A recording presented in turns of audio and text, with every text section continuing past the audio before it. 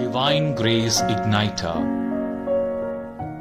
ಪ್ರಭು ಕ್ರಿಸ್ತರಲ್ಲಿ ನನ್ನ ಒಲವಿನ ಸಹೋದರ ಸಹೋದರಿಯರೇ, ಇಂದು ನಾವು ಪೂಜಾ ವಿಧಿಯ ಹೊಸ ಕಾಲವಾದ ತಪಸ್ಸು ಕಾಲವನ್ನು ಪ್ರಾರಂಭಿಸುತ್ತಿದ್ದೇವೆ.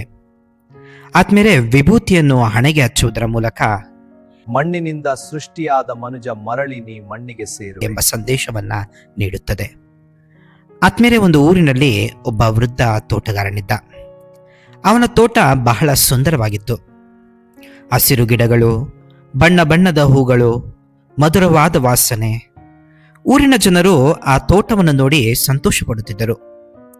ಆದರೆ ಕೆಲವು ವರ್ಷಗಳ ನಂತರ ತೋಟದ ಸೌಂದರ್ಯ ಕಡಿಮೆಯಾಯಿತು. ನೆಲ ಗಟ್ಟಿಯಾಗಿ ಕಲ್ಲಿನಂತೆ ಆಯಿತು. ಗಿಡಗಳು ಒಣಗಲು ಶುರುವಾದವು. ಜನರು ತೋಟಗಾರನಿಗೆ ಹೇಳಿದರು, ನೀನು ಹಿಂದಿನಂತೆ ಕಾಳಜಿ ತೋರುತ್ತಿಲ್ಲವೇ? ಯಾಕೆ ತೋಟ ಹೀಗೆ ಆಗಿದೆ? ತೋಟಗಾರನು ಹೇಳಿದ, ನಾನು ಪ್ರತಿದಿನ ನೀರು ಹಾಕುತ್ತಿದ್ದೇನೆ, ಆದರೂ ಗಿಡಗಳು ಬೆಳೆಯುತ್ತಿಲ್ಲ. ಒಂದು ದಿನ ಅವನ ಬಳಿಗೆ ಇನ್ನೊಬ್ಬ ಅನುಭವಿಯಾದ ತೋಟಗಾರ ಬಂದ.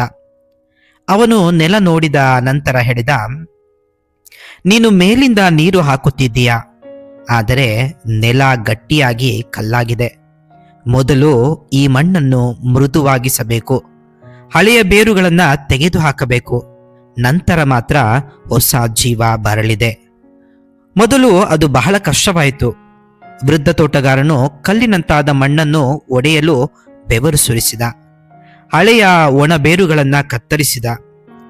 ಕೆಲವು ದಿನಗಳ ನಂತರ ಮಣ್ಣು ಮೃದುವಾಯಿತು. ಮಳೆ ಬಂತು. ನಿಧಾನವಾಗಿ ಹಸಿರು ಮೊಗ್ಗುಗಳು ಮತ್ತೆ ಕಾಣಿಸಿಕೊಂಡವು. ಆದ್ಮೇಲೆ ಕೆಲವು ತಿಂಗಳ ನಂತರ ತೋಟ ಹಿಂದಿನಿಗಿಂತಲೂ ಹೆಚ್ಚು ಸುಂದರವಾಗಿ ಅರಳಿತು. ಅದೇ ರೀತಿ ನಮ್ಮ ಜೀವನವು ದೇವರ ಪ್ರೀತಿಯನ್ನು ಅನುಭವಿಸಿ ಅವರ ಮಾರ್ಗದಲ್ಲಿ ನಡೆಯುವಾಗ ನಮ್ಮ ಜೀವನವು ನಿಜವಾಗಲೂ ಸುಂದರ ತೋಟವಾಗಿರುತ್ತದೆ. ಆ ತೋಟದಲ್ಲಿ ನಿಜವಾಗಲೂ ಸುಂದರ ಹೂಗಳು ಅರಳದೆ ಒಣಗಿದರೆ ಅದಕ್ಕೆ ಕಾರಣ ನಾವು ದೇವರಿಂದ ದೂರ ಉಳಿದಿದ್ದೇವೆ ಎಂದು. ಯಾವ ರೀತಿ ತೋಟದ ಮಣ್ಣನ್ನು ಸಡಿಲಗೊಳಿಸಿ ಹದಗೊಳಿಸಿದ ನಂತರ ಮತ್ತೆ ಹೂವು ಬಿಡಲು ಪ್ರಾರಂಭಿಸಿತೋ, ಅದೇ ರೀತಿ ಈ ತಪಸ್ಸು ಕಾಲವು ನಮ್ಮ ಜೀವನವನ್ನು ಸಂಪೂರ್ಣವಾಗಿ ಬದಲಾಯಿಸಿ ನಮ್ಮ ಪಾಪಗಳಿಗೆ ಪಶ್ಚಾತ್ತಾಪಪಟ್ಟು ಮರಳಿ ಅವರ ಬಳಿಗೆ ಸೇರಲು ಕರೆ ನೀಡುತ್ತಿದೆ. ಆದ್ಮೇಲೆ ಪ್ರಪಂಚದಲ್ಲಿ ನಾವು ವಿವಿಧ ರೀತಿಯ ಬದಲಾವಣೆಗಳನ್ನು ಕಾಣ್ತೇವೆ. ಬೇಸಿಗೆಗಾಲ ಹೋದ ಮೇಲೆ ಮಳೆಗಾಲ ಬರುತ್ತದೆ. ಮಳೆಗಾಲ ಹೋದ ಮೇಲೆ ಚಳಿಗಾಲ ಬರುತ್ತದೆ. ಚಳಿಗಾಲ ಹೋದ ಮೇಲೆ ಬೇಸಿಗೆಗಾಲ ಬರುತ್ತದೆ. ಹೀಗೆ ಕಾಲವು ಬದಲಾಗುತ್ತಾ ಹೋಗುತ್ತದೆ. ಹೀಗೆ ಕಾಲದಲ್ಲಿ ಬದಲಾವಣೆಯಾಗುತ್ತದೋ ಅದೇ ರೀತಿ ಮನುಷ್ಯನ ಜೀವನದಲ್ಲಿಯೂ ಸಹ ಬದಲಾವಣೆಗಳಾಗುತ್ತವೆ. ಕೆಲವೊಮ್ಮೆ ಕೆಟ್ಟ ಹಾದಿಯನ್ನು ಬಿಟ್ಟು ಒಳ್ಳೆ ಹಾದಿಯನ್ನು, ಒಳ್ಳೆ ಹಾದಿಯನ್ನು ಬಿಟ್ಟು ಕೆಟ್ಟ ಹಾದಿಯಲ್ಲಿ ಜೀವನ ಸಾಗಿಸುತ್ತಾನೆ. ನಮ್ಮ ಕ್ರೈಸ್ತ ಬಾಂಧವರು ಸಹ ಕಾಲಕ್ಕೆ ತಕ್ಕಂತೆ ತಮ್ಮ ಆಚಾರ ವಿಚಾರಗಳನ್ನು ಬದಲಾಯಿಸಿಕೊಳ್ಳುತ್ತಾರೆ. ನಮ್ಮ ಧರ್ಮಸಭೆಯಲ್ಲಿ ಸಾಧಾರಣ ಕಾಲ, ಆಗಮನ ಕಾಲ, ತಪಸ್ಸು ಕಾಲ ಎಂಬ 3 ರೀತಿಯ ಕಾಲಗಳನ್ನು ಕಾಣಬಹುದಾಗಿದೆ. ನಾವು ಈಗ ಸಾಧಾರಣ ಕಾಲವನ್ನು ಮುಗಿಸಿ ತಪಸ್ಸು ಕಾಲವನ್ನು ಆಚರಿಸುತ್ತಿದ್ದೇವೆ. ವಿಶೇಷವಾಗಿ ಇಂದು ಗುರುಗಳು ಇಂದು ನಮ್ಮ ಹಣೆಯ ಮೇಲೆ ವಿಭೂತಿಯನ್ನು ಲೇಪಿಸುವುದರ ಮೂಲಕ ಮಣ್ಣಿನಿಂದ ಸೃಷ್ಟಿಯಾದ ಮನುಜ ಮರಳಿ ನೀ ಮಣ್ಣಿಗೆ ಸೇರು ವಾಕ್ಯವನ್ನು ಹೇಳುತ್ತಾರೆ. ಈ ವಾಕ್ಯವು ನಮಗೆ 3 ವಿಷಯಗಳನ್ನು ಜ್ಞಾಪಿಸುತ್ತದೆ. ಮೊಟ್ಟ ಮೊದಲನೆಯದಾಗಿ ಮಣ್ಣು ನಮ್ಮ ಮರಣವನ್ನು ನೆನಪಿಸುತ್ತದೆ. ದೇವರು ಮನುಷ್ಯನನ್ನು ಭೂಮಿಯ ಮಣ್ಣಿನಿಂದ ರೂಪಿಸಿ ಆದಿಕಾಂಡ ಅಧ್ಯಾಯ 2 ವಚನ 7ರಲ್ಲಿ ಅವನಲ್ಲಿ ಜೀವಶ್ವಾಸವನ್ನು ಊದಿದರು. ಆದರೆ ಪಾಪವು ಲೋಕದಲ್ಲಿ ಪ್ರವೇಶಿಸಿದ ನಂತರ ಮರಣವು ನಮ್ಮ ಬದುಕಿನ ಭಾಗವಾಯಿತು. ನೀನು ಧೂಳು ಎಂಬ ಮಾತು ನಮ್ಮ ಇಹಲೋಕದ ಜೀವನ ತಾತ್ಕಾಲಿಕವೆಂದು ನೆನಪಿಸುತ್ತದೆ.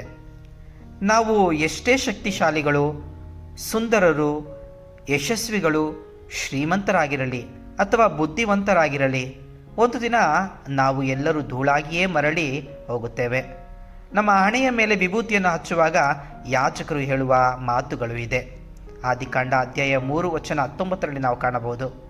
ಪಾಪದ ನಂತರ ದೇವರು ಆದಮನಿಗೆ ಹೇಳಿದ ಈ ಮಾತುಗಳು ಇಂದು ನಾವು ಪಾಪಿಗಳು ದೇವರ ಕರುಣೆ ಅಗತ್ಯವಿರುವವರು ಎಂದು ನಮಗೆ ನೆನಪಿಸಬೇಕಾಗಿದೆ. ಎರಡನೇದಾಗಿ ಆದ್ಮೇಲೆ ಮಣ್ಣು ನಮಗೆ ವಿನಯ ಮತ್ತು ಪಶ್ಚಾತ್ತಾಪವನ್ನು ನೆನಪಿಸುತ್ತದೆ. ನಮ್ಮ ಹಣೆಯ ಮೇಲಿರುವ ವಿಭೂತಿಯು ಕೇವಲ ಒಂದು ಆಚರಣೆ ಮಾತ್ರವಲ್ಲ, ಅದು ವಿನಯತೆಗೆ ಕರೆಯಾಗಿದೆ. ದೇವರಿಲ್ಲದೆ ನಾವು ಗಾಳಿಯಲ್ಲಿ ಆರುವ ಧೂಳಷ್ಟೇ ಎಂಬುದನ್ನು ಅರಿಯಲು ಈ ತಪಸ್ಸು ಕಾಲವು ನಮಗೆ ಆಹ್ವಾನವನ್ನು ನೀಡುತ್ತದೆ. ವಿಭೂತಿಯು ಪಶ್ಚಾತ್ತಾಪದ ಚಿಹ್ನೆಯಾಗಿದೆ. ಹಳೆಯ ಒಡಂಬಡಿಕೆಯಲ್ಲಿ ಜನರು ದುಃಖ ಮತ್ತು ಮನಸ್ಸಿನ ಪರಿವರ್ತನೆ ಸಂಕೇತವಾಗಿ ತಮ್ಮ ಮೇಲೆ ಬೂದಿಯನ್ನು ಎರಚಿಕೊಳ್ಳುತ್ತಿದ್ದರು. ಯೋನನ ಎಚ್ಚರಿಕೆಯನ್ನು ಕೇಳಿದ ನಿನವೆ ನಗರದ ಜನರು ಗೋಣಿ ವಸ್ತ್ರವನ್ನು ಧರಿಸಿ ವಿಭೂತಿ ಹಚ್ಚಿಕೊಂಡರು. ದೇವರು ಅವರಿಗೆ ಕರುಣೆ ತೋರಿದರು. ವಿಭೂತಿ ಬುಧವಾರದಂದು ವಿಭೂತಿಯು ನಮ್ಮ ಪಾಪಗಳಿಂದ ತಿರುಗಿ ದೇವರ ಕರುಣೆಯ ಕಡಲನ್ನು ಹುಡುಕಲು ಕರೆ ನೀಡುತ್ತದೆ. ತಪಸ್ಸು ಕಾಲವು ನಮ್ಮ ಪಾಪಗಳನ್ನು ಒಪ್ಪಿಕೊಳ್ಳಲು, ಕ್ಷಮೆ ಕೇಳಲು ಮತ್ತು ನಮ್ಮ ಹೃದಯಗಳನ್ನು ಪುನರ್ಜೀವಗೊಳಿಸಲು ಒಂದು ಸಮಯವಾಗಿದೆ. ಮೂರನೆಯದಾಗಿ ಆದ್ಮೇಲೆ ಮಣ್ಣಿನಿಂದ ಮಹಿಮೆಯೆಡೆಗೆ. ನಾವು ಮಣ್ಣಾಗಿದ್ದರೂ ದೇವರ ಜೀವ ಶ್ವಾಸದಿಂದ ತುಂಬಿದ ಮಣ್ಣಾಗಿದ್ದೇವೆ. ಆದ್ದರಿಂದ ನಾವು ಮಹಿಮೆಗೆ ನೇಮಿಸಲ್ಪಟ್ಟವರು. ಬೂದಿ ಅಂತ್ಯವಲ್ಲ, ಅದು ಒಂದು ಪ್ರಯಾಣದ ಆರಂಭ. ಆ ಪ್ರಯಾಣವು ದುಃಖದಿಂದ ಸಂತೋಷದ ಕಡೆಗೆ, ಪಶ್ಚಾತ್ತಾಪದಿಂದ ವಿಮೋಚನೆಯ ಕಡೆಗೆ, ಪಾಪದ ಬೂದಿಯಿಂದ ಪುನರುತ್ಥಾನದ ಆನಂದಮಯ ಅಲ್ಲೇಲುಯವರೆಗೆ ನಮ್ಮನ್ನು ನಡೆಸುತ್ತದೆ. ನಮ್ಮನ್ನು ಧೂಳಿನಿಂದ ರೂಪಿಸಿದ ದೇವರು ಯೇಸುವನ್ನು ಮರಣದಿಂದ ಎಬ್ಬಿಸಿದ ಹಾಗೆಯೇ ಒಂದು ದಿನ ನಮ್ಮನ್ನು ನಿತ್ಯಜೀವಕ್ಕೆ ಎಬ್ಬಿಸುವರು. ಆದ್ದರಿಂದ ಮಣ್ಣು ಅಂತ್ಯದ ಚಿಹ್ನೆಯಲ್ಲ, ಬದಲಿಗೆ ನಿತ್ಯ ಮಹಿಮೆಯಾಗಿದೆ. ಆದ್ಮೇಲೆ ಇಂದಿನ ಶುಭ ಸಂದೇಶದಲ್ಲಿ ಪ್ರಭು ಯೇಸು ನಮಗೆ ತಪಸ್ಸು ಕಾಲವನ್ನು ನಾವು ಹೇಗೆ ಆಚರಿಸಬೇಕೆಂದು ತಿಳಿಸ್ತಾರೆ. ತಪಸ್ಸು ಕಾಲದಲ್ಲಿ ನಾವು ಉಪವಾಸ ಮತ್ತು ಮಾಂಸ ನಿರೋಧನೆಯ ದಿನಗಳನ್ನು ಆಚರಿಸ್ತೇವೆ. ಬಲಿ ಪೂಜೆಯಲ್ಲಿ ನಮ್ಮ ಪಾಪಗಳಿಗೆ ಕ್ಷಮಾಪಣೆಯನ್ನು ಯಾಚಿಸ್ತೇವೆ. ಹೆಚ್ಚಿನ ಸಮಯವನ್ನು ಪ್ರಾರ್ಥನೆಯಲ್ಲಿ ಕಳೆಯಲು ಬಯಸ್ತೇವೆ. ಆದರೆ ನಮ್ಮ ಸುತ್ತಮುತ್ತಲಿರುವ ಅಕ್ಕಪಕ್ಕದಲ್ಲಿರುವ ಜನರನ್ನು ನೋಯಿಸುತ್ತೇವೆ. ಉಪವಾಸ ಮತ್ತು ಮಾಂಸ ನಿರೋಧನೆ ಮಾಡಿದರೂ ಸಹ ಬೇರೆಯವರ ಬಗ್ಗೆ ತಮ್ಮ ದೇಹದಲ್ಲಿ ಅಸೂಹೆ, ಮದ, ಮತ್ಸರವನ್ನೇ ತುಂಬಿಕೊಂಡಿರುತ್ತೇವೆ. ನಮ್ಮ ಪಾಪಗಳಿಗಾಗಿ ಕ್ಷಮಾಪಣೆ ಯಾಚಿಸಿದ ಬಾಯಿಂದಲೇ ಬೇರೆಯವರನ್ನು ಚುಚ್ಚು ಮಾತುಗಳಿಂದ ನೋಯಿಸುತ್ತೇವೆ. ಈ ರೀತಿ ಆಚರಿಸಿದರೆ ಎಷ್ಟೇ ತಪಸ್ಸು ಕಾಲ ಬಂದರೂ ಅದರಿಂದ ನಮಗೆ ಸಿಗುವ ಪ್ರತಿಫಲ ಏನೂ ಇಲ್ಲ. ಬದಲಿಗೆ ತಪಸ್ಸು ಕಾಲ ನಮ್ಮನ್ನು ಪಾಪದಿಂದ ದೂರ ಮಾಡಿ ದೇವರ ಸನ್ನಿಧಿಗೆ ಕೊಂಡೊಯ್ಯಬೇಕಾಗಿದೆ.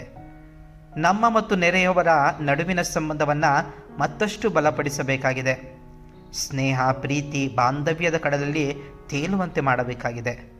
ಪ್ರಭು ಯೇಸು ಶಿಲುವೆ ಮೇಲೆ ಪ್ರಾಣ ಬಿಟ್ಟಿದ್ದು ಅದೇ ಪ್ರೀತಿಯಿಂದಲ್ಲವೇ? ಅದೇ ಪ್ರೀತಿಯನ್ನು ತೋರಲು 3 ದಿನದಲ್ಲಿ ಪುನರುತ್ಥಾನರಾದರು. ನಾವು ಸಹ ಈ ತಪಸ್ಸು ಕಾಲ ಮುಗಿದ ಮೇಲೆ ಎಲ್ಲ ಕೆಟ್ಟ ಹವ್ಯಾಸಗಳನ್ನು ಮತ್ತು ಭಾವನೆಗಳನ್ನು ತೊರೆದು ಪ್ರಭು ಯೇಸುವಿನ ಪ್ರೀತಿಗೆ ಸಾಕ್ಷಿಯಾಗಿ ಬಾಳೋಣ. ತಪಸ್ಸು ಕಾಲವು ನಮ್ಮನ್ನು ಸಂಪೂರ್ಣವಾಗಿ ಪರಿವರ್ತಿಸುವ ಕಾಲವಾಗಲಿ. ಆಮೆನ್. ಸಂತರ ಕಥೆಗಳು, ದೇವರ ವಾಕ್ಯದ ಪ್ರಬೋಧನೆ ಹಾಗೂ ಮತ್ತಿತರ ಆಧ್ಯಾತ್ಮಿಕ ವಿಷಯಗಳನ್ನು ಆಲಿಸಲು ದಯವಿಟ್ಟು ಸಬ್ಸ್ಕ್ರೈಬ್ ಮಾಡಿ ಡಿವೈನ್ ಗ್ರೇಸ್ ಇಗ್ನೈಟರ್.